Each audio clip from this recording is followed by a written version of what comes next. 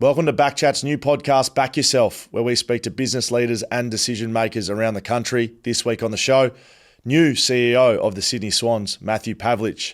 This was recorded before he was appointed to that position, but we speak about his time as a player, how he used the lessons learnt at the elite level of sport and turned it into things he can use in business.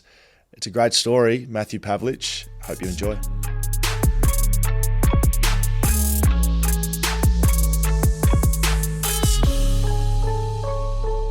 Okay, Matt Pavlich, Back Yourself by BackChat, our new business podcast. A bit of a different feel. You've been in here before, but we talked about your footy career. We're going to talk about business now, and a little bit of, in and out of how you've come about and where you are and what you're doing. How you going? You good? I'm well, yeah. I'm looking forward to this, guy. I guess most people see me as the ex-footballer who's doing media, but I've got a bit of other stuff going on. I'm really happy to share some stories with you today. So, I mean, it is relevant. You played a long time for the Freo Football Club, and it's relevant to speak about that, but more so from a, business and education point of view. Like, what did you do during your career to set yourself up to move towards business and media? Yeah, I mean, I guess I was a bit of a nerd like this. I was always preparing for it to end, and not in the way that catastrophic. Oh, my career's going to be finished and delisted like Schofield. Yeah. I didn't have that issue, but it was more about into the AFL system. Firstly, you get your study paid for. You get a free computer. Okay, let's actually put that to good use rather than it just being something that is there from the AFLPA. So I still remember, 17, leaving Adelaide and mum and dad saying, hey, you got into your university courses, probably best you continue to go down that path. And the club, even at that stage, I think were probably ahead of the curve in a little way to the PDMs, and the people at the club were really encouraging. If you're at uni or you're getting into university courses, go and do that. And so I guess there was always a backup plan. What I realised is coming to Perth, where I did not know anyone like yourself. Uni gave me a couple of things. One was an outlet, meeting new people outside of the footy club, outside of the football environment. A balance, if I was playing well or poorly, uni was a great leveler because you'd go into a classroom or a lecture or a shoot and you were just like everyone else. And the third one was it gave me that kind of focus that if I was playing poorly or I was injured or, things weren't going great, you could actually put your efforts into something meaningful off the field. And so all of that was really important for me to, do my undergrad degree. I did a Bachelor of Science and Psychology. And then when I did an MBA at the end of my career. So there were plenty of times driving along Stirling Highway from East Fremantle to UWA thinking, what the hell am I doing, as every player was off to play golf or go surfing or sit on their PlayStation or whatever. But I'm very glad that, of the 17 years I played, I was effectively studying for 12 or 13 of those. Did you, I know you worked some practical nature into it as well with being the president of the AFLPA for 3 or 4 years there and, some time there. Was that a bit of boardroom experience, or was that more, the face of behind things? How did that work? Well, no, it was a passion. Representing the players, advocating for the players, standing up for players' rights was a passion and still is. And we'll get into that probably a bit further down the track, but really important kind of passion point for me, as well as brushing up on the executive /board /governance things that are required at that level, and to have an impact in the game. I think when you get to a point while you're playing, you can use your voice to actually start shifting the needle on things, whether that's at a broadcast level, whether that's at a club level, whether that's at a travel level. Yeah, and you can start to really impact and influence things in the game. So, being a captain, being a player of relative prominence, it was like, well, I can actually put these things to good use for the greater good of the players. And I always had an interest in business, and that was always something that, I wanted to dip my toe in the water, did a bit while I was playing, some of it successful, some of it not so successful. But that didn't stop me from really being inquisitive and meeting lots of people along the journey that we get thrust in front of. Clubs are pretty good at putting you in front of some highly successful, intelligent, influential people here in Perth, but broadly in Australia and the world. And I wanted to use that to good advantage. So as the captain for a long time at Freo, do you look back now and given what you're doing in business, and we'll get into Pickstar and PMY and your involvements there, but do you think you appreciated as captain, a leader of people, what you were learning, from a footy point of view and how that was going to transition into business? Or have you only been able to look back now that you are in business, go, oh, geez, I learned a lot. Like there were so many things I learned. Yeah, I remember hearing Johnny Eales speak and saying that, there's so many connections between sport and business. And at the time I might have been 20 or something, and the Wallabies were doing their thing, and he was obviously transitioning, post-captaincy into his life in media and business. But I remember thinking, there's someone I can aspire to. There's someone I can, at least look up to from a way that he's handled himself on the field, off the field, and then into business and media. But I couldn't connect the dots. I was like, well, how does a team dynamic situation in a football club, in a sporting environment, actually lead into business? You hear about it, but what are the... And he made a couple of really good points, is that in sport, it's binary. Either you won or you lost. Either you went or you didn't go. Either you defended or you didn't defend. Either you kicked the goal or you didn't kick the goal. Whereas in business, there's a lot more grey areas. So there's a lot more... It's not as strictly binary. And I think that stuck with me in that, KPIs, metrics, quarterly, revenue, quarterly profit, loss, EBITDA, that you can kind of measure that stuff. But the in-between that happens in the sporting environment, in the locker room, out there on the training track, you just see it and you call it out. Whereas in an office, in a boardroom, a little bit harder, a bit more nuanced. I haven't thought about it like that because, now, make my own way and doing my own things. I do think that learn a lot, and especially like dealing with people. Now you don't get the direct feedback of, why didn't you kick it here? Why did you kick it to me? Because it's got to be instant and direct. You don't get that, but you do get, working in teams and dealing with people, and you get things like reliability. I think consistency and following a schedule, which. Again, I'm probably like you. Like at the time, you just like, well, I'm just doing what I'm doing. But when you come out of it, I think, and I don't know if you feel the same way, you go, we did learn a lot. If there was a degree, if somehow a university out there, so I'm looking at a few universities or TAFEs or whoever it may be, if they can somehow come up with a course that captures all the learnings from a team dynamics perspective, from a leadership perspective, from a core management perspective, and bottle that and put it on a piece of paper, I think more athletes would come out of the game and walk into more successful, higher positions in the corporate world because they have all the soft skills in the world that everyone is searching for. They're reliable. You can trust them. They turn up on time. They generally deliver results. They are used to being held accountable. They're used to holding other people accountable.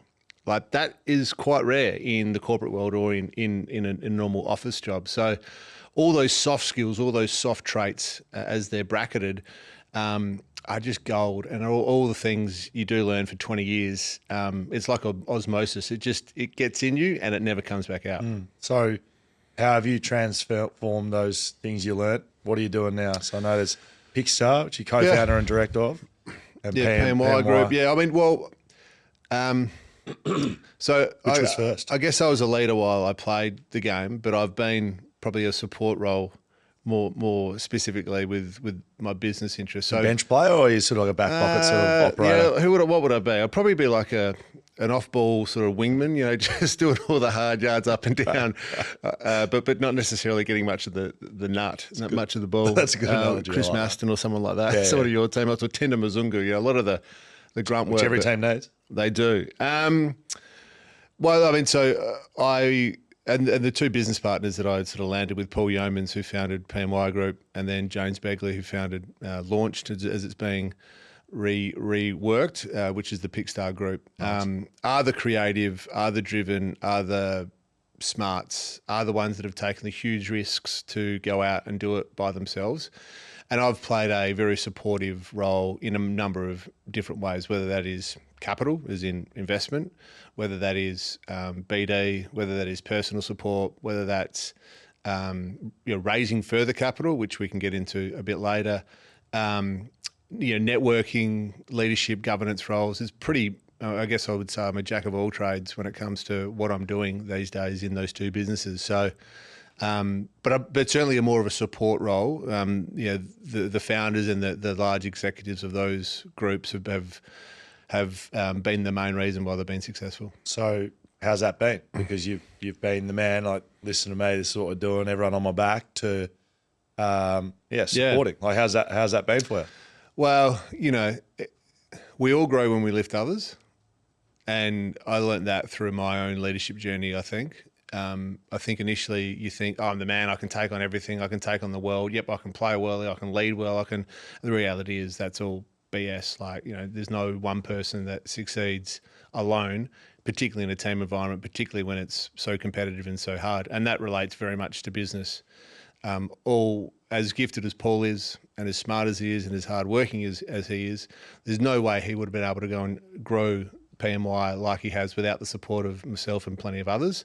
And the same with James and his group. I think what I learned was that in my sporting career and my leadership journey was that by empowering others, by trusting others, by giving others more responsibility and holding them accountable and ourselves accountable, then we all grew together in a much better fashion. And that was a huge learning for me throughout my leadership journey. And I've certainly applied that. And I feel very happy to play, sometimes abdicating responsibility can be a really powerful thing. And pushing it over to someone else to say, well, you're the man now. What do you need? I'm here to support you and support us has been a nice transition for me. So what was first? PMY, you sort of involved in that? Yeah, so PMY was founded.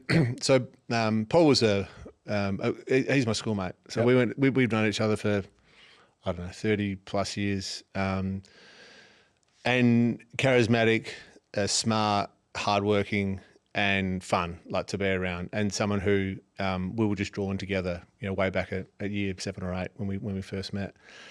He founded the business in 2008 after being involved. He's a lawyer. He was involved in sort of marketing, talent, and also rights deals. And he went out and started by himself. Had an office in Albert Park, 2008. So what's that? 17 years ago. Yeah, it's a long journey. That's the other thing that we can talk about, that overnight success doesn't happen without actually just some hard yards and putting in all that effort for 17 years. He had an office all by himself in Port Melbourne. Started it off, was doing commercial rights deals for AFL teams, for netball teams, just doing some stuff, where he could, consulting. And it was probably around that time when stadiums were being redeveloped in Australia. Think Marvel, think Adelaide Oval, SCG, here at Optus. Some of the expansion clubs even. Yeah, correct. Yeah, up into New South Wales and Queensland. There was a fair bit of complexity around technology. There was a fair bit of complexity around who are the right people to manage this, from what's going into this stadium, what's going into this precinct from an end-to-end technology solution, as well as being able to commercialise things like LED TVs and Wi-Fi and point of sale and all these things. And so, he was ahead of that in terms of understanding where that niche was going to be in the market, and started picking off some stadiums. But, I still remember in 2015, 10 years ago, they were only generating $1.5 million of revenue. I think 10 years later, that is off the charts in terms of growth where that company is at now. And that's come through acquisition, that's come through organic growth as well. But where is it roughly, if it's 150? It's a pretty decent expansion.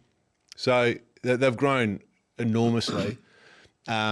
But it was, one, about identifying where the niche in the market was, 2, identifying the right people to have in that team, and 3, having some serious nuts, some serious balls to go after that by raising some capital. So, went to the mums and dads in the barbecue crowd to begin with, asking cap in hand for some cash. Here's the journey we're on. Here's what we're thinking about doing. Can we start that? Which is a pretty, it's like being naked in front of a group of people you've never met before. Sort of, it's a pretty challenging thing to do. Still a cap raise though, sort of. Right. What, getting nude in front of people? Yeah, why not? Cap raise. Cap raise, correct. Right. Yeah, cap in hand, correct. And I think that's, and I had to do that 3 or 4 times. The business wasn't making money for probably 8 years of its early existence, but saw traction, saw revenue growth. You involved the whole time.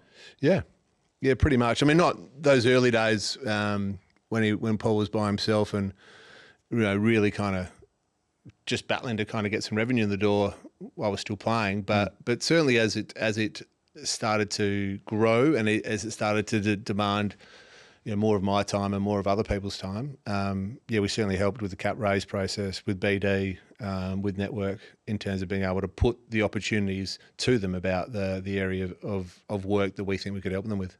So across all of that, are you just sort of you personally, are you looking at things going like, this is brand new, don't really know what we're doing here? Yep. Are you? Yeah. Do you know what I mean? Like is there a sense of naivety with some of the stuff you're doing? You are. I remember being in some meetings around the time of the Optus Stadium build and going to stakeholders like the government here, Venues Live, going to Venues West, going to the Bursville Park Board, going to Victoria Park Council, going to Tennis West, going to and talking about this vision around the stadium, but also talking about specifically, commercialising that, and being in those meetings going, I think I know what I'm talking about. I think I know this is the right thing, but I'm also kind of half making it up here. And in a way that I knew that was going to land, but also, okay, well, now our nuts are on the line to go and deliver. Yeah. So, and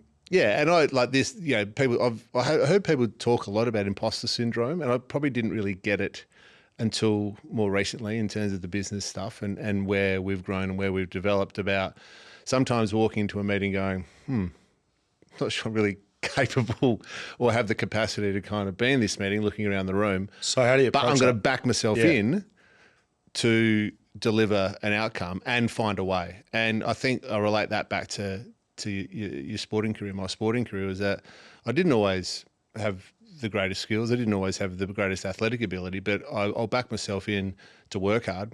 I'll back myself in to drive high standards, and I'll back our team in to deliver a great outcome. And I think that has certainly translated into what we're doing. Because a bit of a common thread with a lot of people we're speaking to, and you guys are doing great things, but CEOs and founders of business, whatever it is, like there's a lot of that.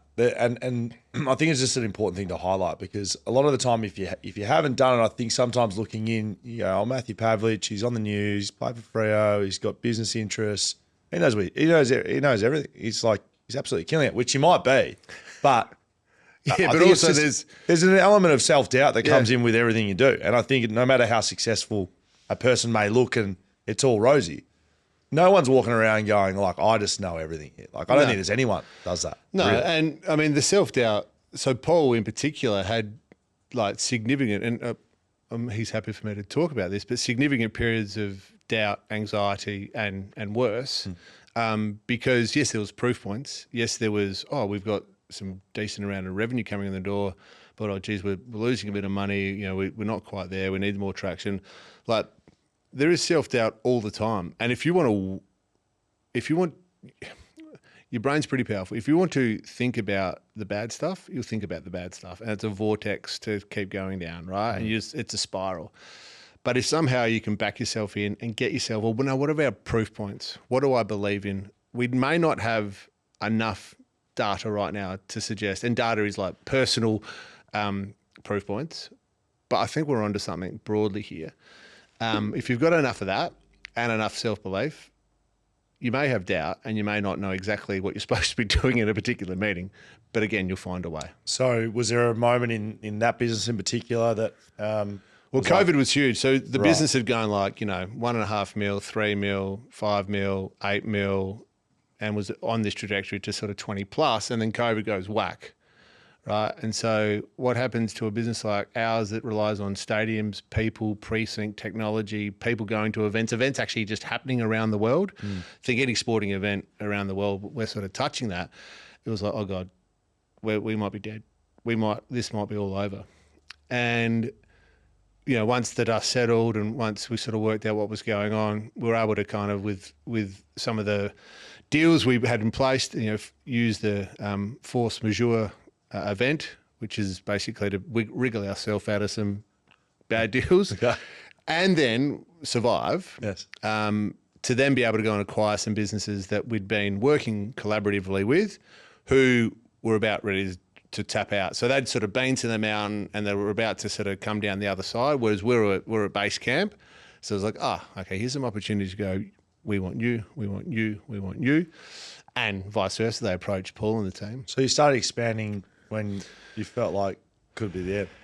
Yeah, which is counterintuitive, isn't it? So, well, what are we doing? Yeah. Well, that's when it comes down. You got to take some risks, right? Yeah. It was risky, right? Yeah, and we'd raised some money, and a decent amount of money at the end of 2019, and so at least we had a bit of cash there to be able to, one, survive firstly, and two, start targeting a few acquisitional or acquisitive businesses and things that were in line with what we're doing, and particularly not in Australia. So it was like, there's a business in the UK like that, there's a business in the US really like that. How do we make that work? And Paul, as witty and smart and cunning as he is, did some really good deals during that time, which then exploded our growth and is continuing to do that. So what was difficult then? What was the most? Just got rid of it. What do you think about and you look at and you go, yeah, that was hard. Was it the?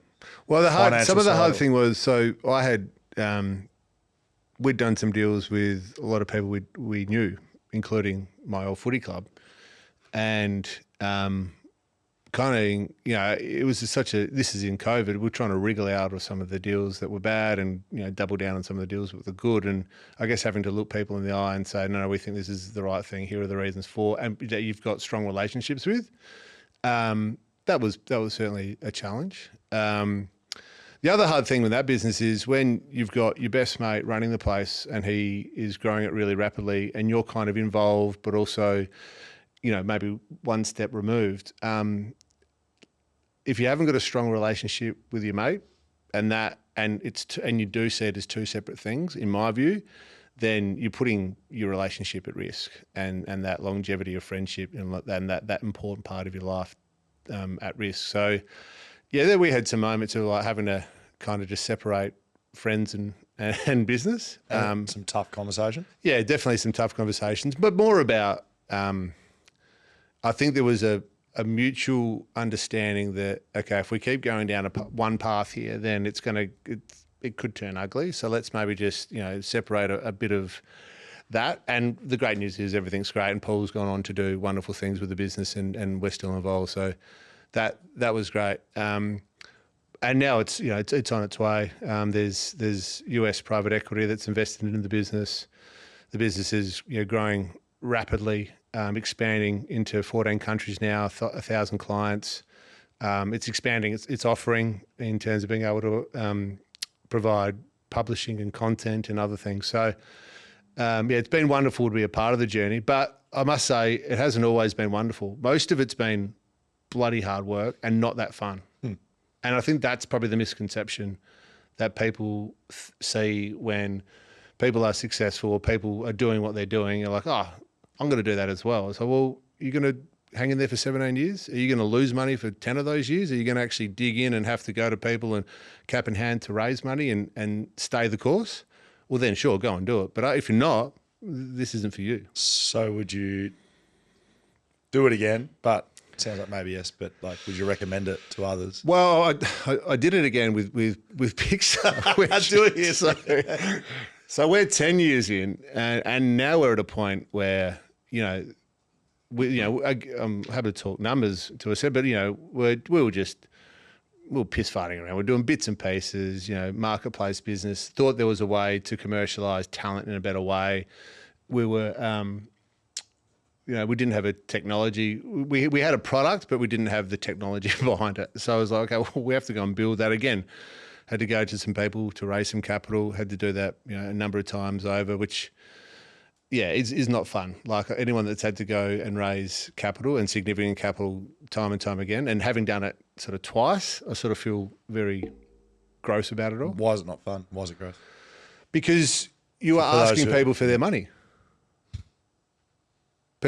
Asking people for their money, hard-earned money that they've, backed themselves to do whatever they've done successfully, and you have to take carriage of that equity and go and deliver an outcome. And I certainly don't take that lightly. I know some people buy it, but that's a heavy burden on me. So that's not much fun. But if you believe in your product, if you believe in your vision, and you get a great team behind you, then ultimately you'll get there.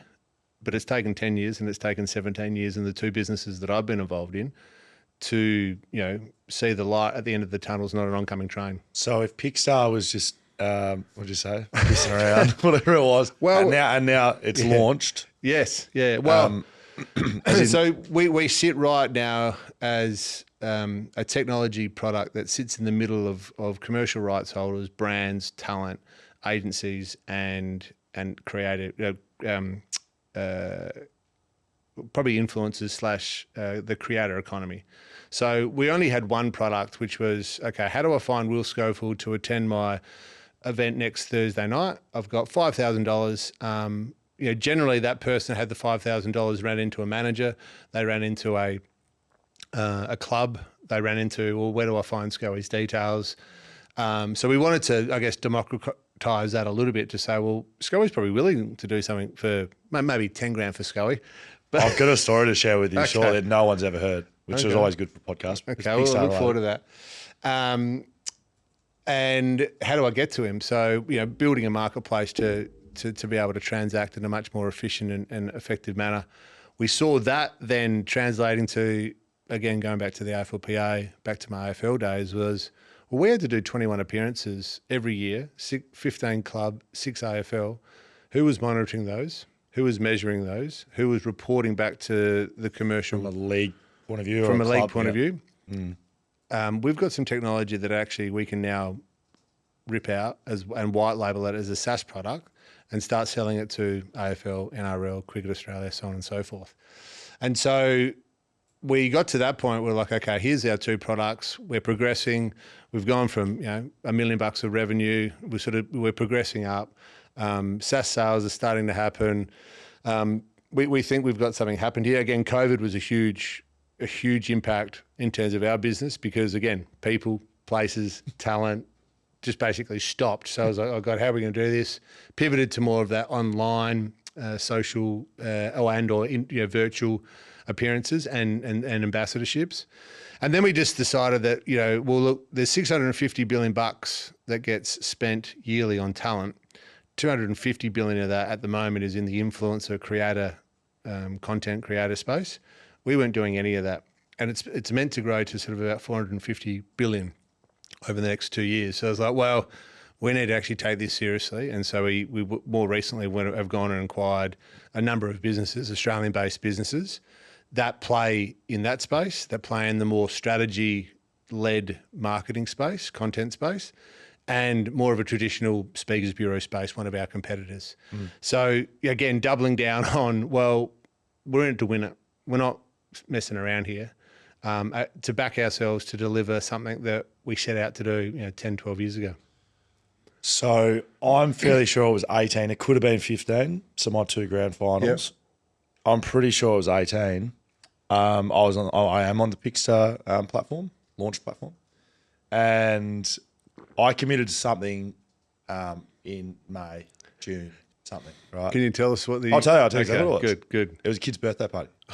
Okay. Right. That's where I was at in my career while you were bloody running around doing cat raises. I was doing kids' birthday parties. Right? So that what sort of quantum were you talking? A couple of grand, maybe more, maybe less. Less, definitely less. Oh, come on. Definitely less. Okay. Mate, I had 1,000 in front of it. I don't know what it was. Whatever it was, I was like, yeah, I'll do that. Yeah. No worries. It's on this date. Didn't really look at the date. Didn't really think about anything. I was just like, yeah, great. Got accepted. Awesome. It was locked in. It was way too ahead of time. 6 months ahead.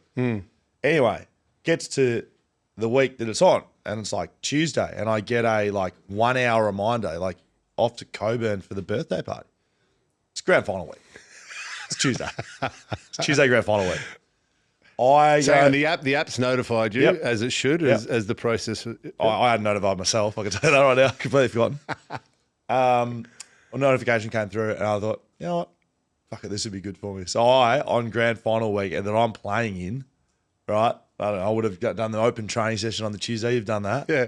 And I rolled up to like a 12-year-old's birthday party and gave them one of the great birthday parties of all time. And the mum, in fairness to her, gave me one of the great reviews. Like she could not, she's like, what are you doing here, mate? Yeah. Like you're playing in a grand final. I'm like, to be honest, like I'll be sitting at home on my PlayStation. So I might as well earn my X amount. Hey, we got to find this 12-year-old. So what's that? That's how many years later? 7 years later. 19-year-old would, and his mum would absolutely love. The review's still on my profile. Okay. It'll be pretty easy. We'll have to find this person. So that's what Pixar was. Yeah. And look, it still is at the heart of it. It's like, okay, if you want someone to speak at your next corporate event, if you want someone to represent your brand, if you want someone to post social media about your commercial opportunity or your brand, which I've done plenty of as well. Yeah, it's breaking down, I guess, the barriers that have existed. You know, how do I get access to Nick Natanui? How do I get access to Nat 5? How do I get access to Will Schofield on grand final week for a 12-year-old birthday grand final week? So it was about, I guess, changing that, and that marketplace business now, in particular, having acquired an older analog business, combining those two.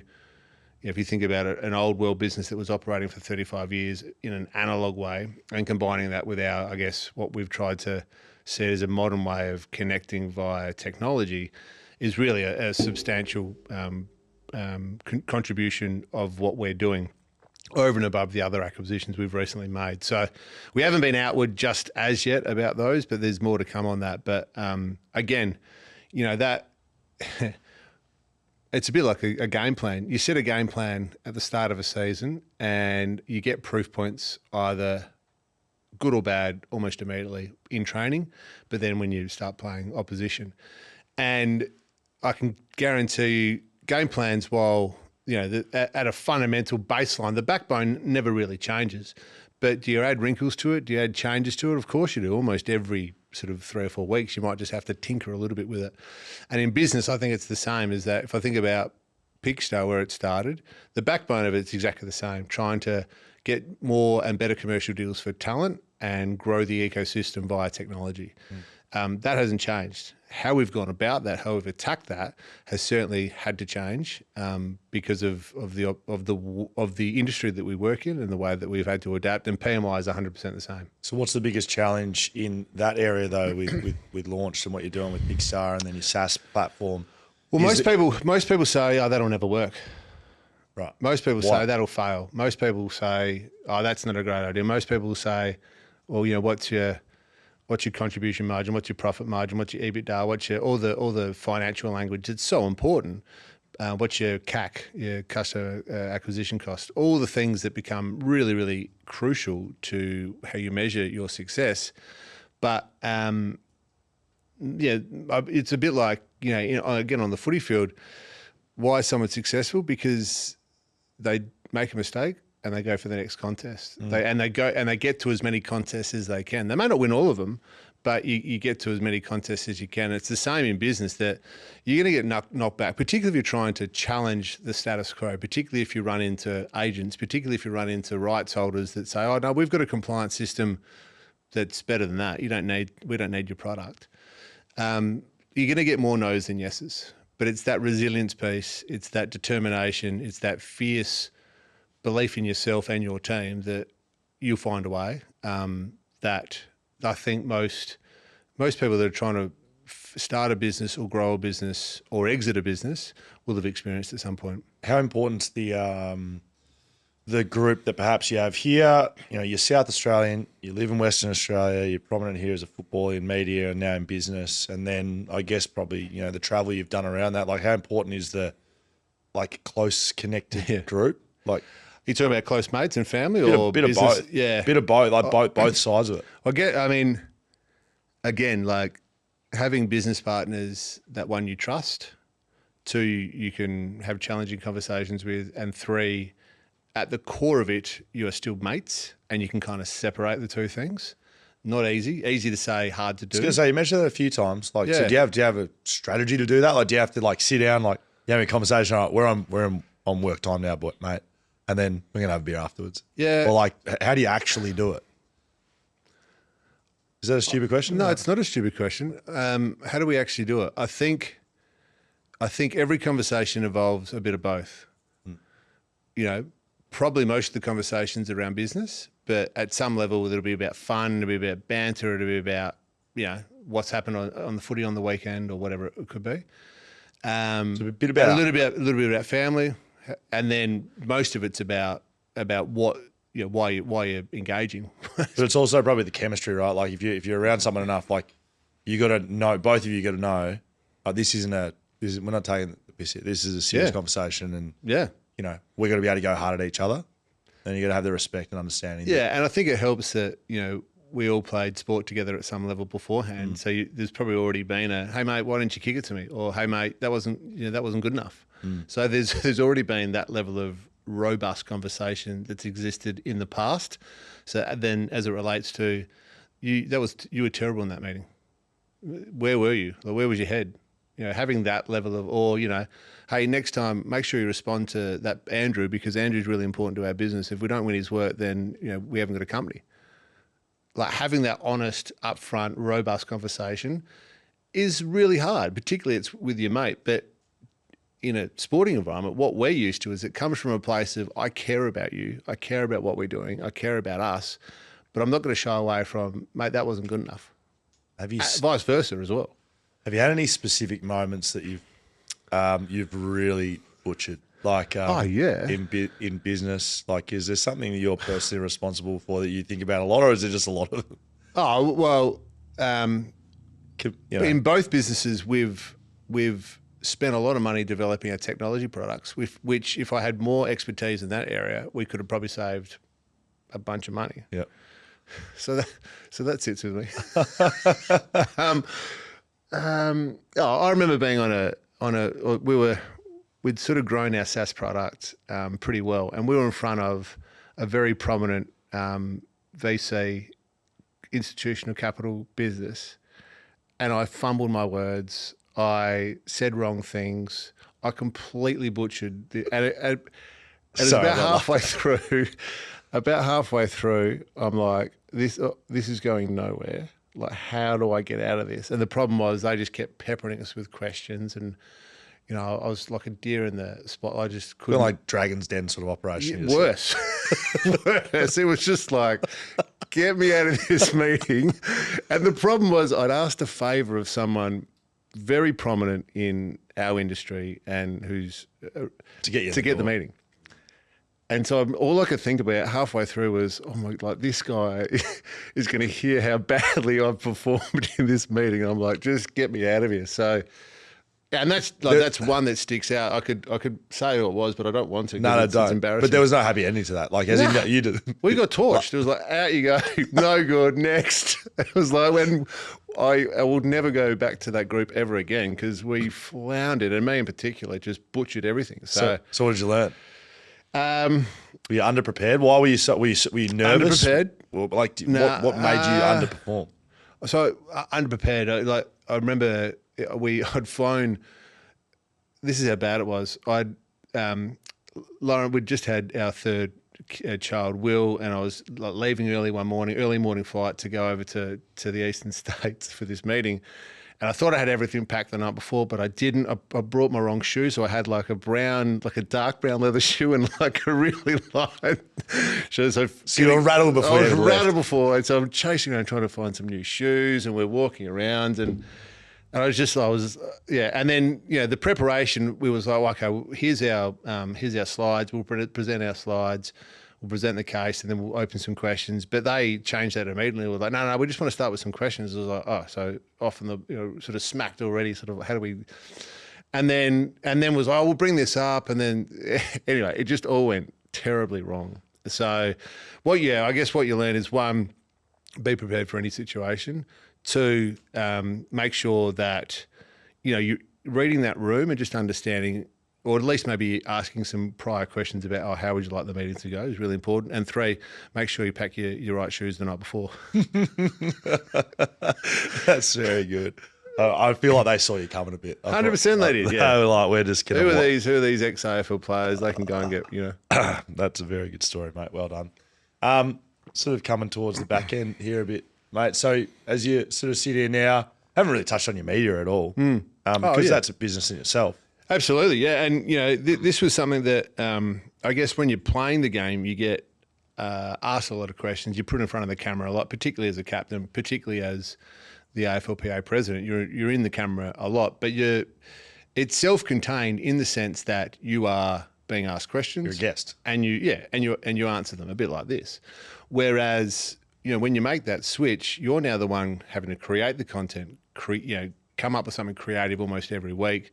What's the angle? What's the storyline here? How do I make this fun and entertaining for someone at home? And also, as it relates to broadcasting the game, how do I educate people at home in a way that isn't footy talk? Because people don't really understand that, but is educational. So, they're left with, oh, no wonder they're doing that or whatever it may be. So I was lucky to do a lot of media while I was playing, which helped me at least be presentable but again, floundered early and still flounder at times about how to handle it, how to do it properly, how to present. And I guess I sort of oscillate between broadcasting game day with Fox versus news reading, which is just so tight and so structured and so scripted that sometimes I don't know which one I'm in. Yeah, so it's interesting because again, this is another thing that I think people see at Pavlich reading the news, and they're just like, oh, he's killing it. Reading a teleprompter, you tell me. I've done it a little bit, but it's not like talking. It's not like reading. I work with Michael Thompson, who's been in the industry for 40 years. We love Tom. Rick and Sue have been in the game and, incredible at what they do. The skill of news reading is as if you and I are just talking like this, but it's 100% scripted. And if one word's out of kilter, then it puts basically the rest of the bulletin potentially, on the rails. So this is like the Ron Burgundy, why'd you put the exclamation mark? Yeah, correct. I told you to put it in the prompt. I now watch that movie in a much different light. Empathetically. Yeah, very empathetic. No, it's hard. And, I bug it a lot up, but you kind of just, again, you make a mistake and you move on. So, and the more you do, the more you get better. So if you can kind of hang in there, put another brick on the wall every particular day, that consistent effort, that consistent application, and keep practicing.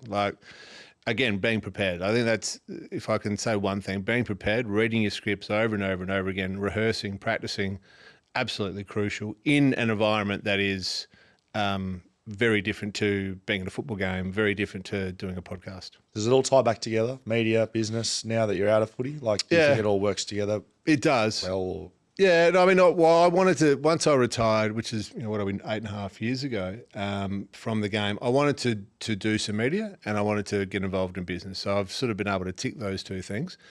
And it does provide, good family flexibility, good amount of intellectual challenge for me. And it also provides with some really substantial growth opportunities in terms of what that could look like financially. So is it easy? No. Do I have to compartmentalize my life really, really well? Yes. Is it what I want to be doing forever? Don't know. That's something that I'm still probably working out. I often say to people that they often ask me, was this what you always wanted to do? I was like, yeah, to a certain extent, but I still don't know what I really want to do when I grow up. Right. So, I'm 43. I should probably be grown up. Probably be grown up by now. But sometimes having a relaxed intensity about your plan is important. And what I mean by that is the backbone of your plan is in place, but it's not going to be linear. You're going to have to be able to sort of move and shake and do things in between that to make sure you get the end result that you're hoping for. Can you give just a specific strategy or specific thing you do to compartmentalize? How do you actually because you've got a lot of fingers, a lot of pies, a lot of balls in the air, all that sort of stuff. How do you actually do it? What we're doing, managing your diary, your diary, making sure that you block out those times really efficiently. And I mean for exercise. I mean for family time. I mean just bang, they're in the diary.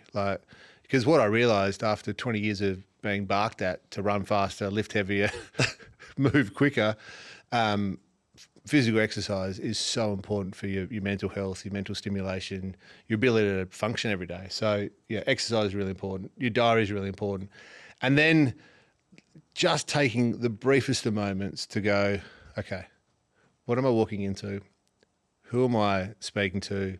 What's the purpose of this meeting or presentation or whatever it may be?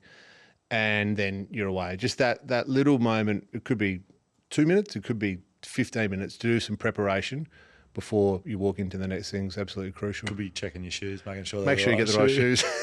No, I used to play, I don't want to bring back the footy, but it just made me think of, I used to run through the banner every time. Yep. And I used to, as I ran through, check I was wearing the right socks and short. Like, do you know how mental that is? Why? But honestly, it became a... Just habit. Yeah, it became a touch. Some guys have got that trigger. Yep. My trigger, I'm playing footy now, it was like, have I got my right socks on? And here's my shorts Actually, that reminds me of a story at the G one day, and we were playing Collingwood, wet, windy day, slippery, and I was like, I'm going to wear screw-ins today. because Ross is going to kill me. Yeah, if I slip over the goal square. So we've done the warm-up. This is 2012. We were on the rampage into the finals. Warm up in my runners because I'd had Achilles and issues. I was getting a bit sore. Anyway, go back down. You take your jacket off, whatever it may, jumper on, ready to go. I'm warming up still. Got my runners on. Wasn't thinking about it. Run out into the ground. Got my runners on still. Got sort of all the way around, talking to the boys, and then the fitness coach said, Pav, you still get your runners on. It's like 2 minutes before the bounce. No. And I'm like, But you got an issue with shoes. You got a problem. So I've had to, I think fortunately they were on the bench or something or other, so I just quickly ran away with it. It's like, yeah. but like sometimes this is the thing, like you can get so focused on a job at hand or so focused on that you don't care of the things that really matter, the little things, and they're so important. Very good. Last question. I've been asking this of everyone. If you're talking to maybe a young person listening to this, or yourself, like young Matty Pav, what's the advice you'd give knowing what you know now? Looking It's back? really hard. It's really hard, and I'm not sure you're up to it.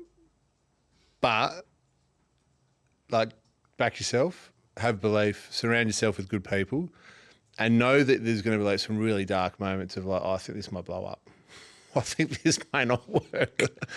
But as long as you trust your own self and your own work ethic and trust those people around you, then you will eventually be okay. But it's not going to happen anytime soon. You have to be in it for the long haul. Yeah, and you won't know what you're doing, and even when you're 43 years old, you're waiting to find the thing. Mate, that's back yourself. Did you enjoy yourself? Loved it. Thanks, Scully. Good. Thanks for being with us. I was going to say we'll see you next week, but you're done. I'll see you Friday. Yeah.